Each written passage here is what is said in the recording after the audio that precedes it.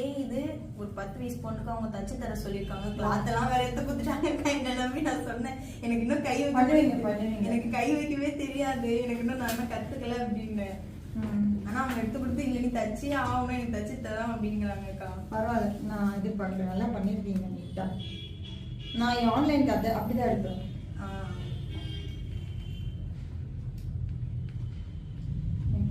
இதே மாதிரி தான் 10 வயசுக்கும் பண்ணணும். இதே தான் மெஷர்மெண்ட் மாறும், பேப்பர் பேட்டர்ன் மாறும், தைக்கிறது எல்லாமே இதே தான்.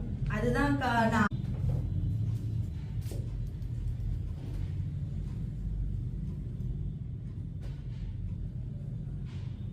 ஓகே நல்லா பண்ணிருக்கீங்க நீட்டா.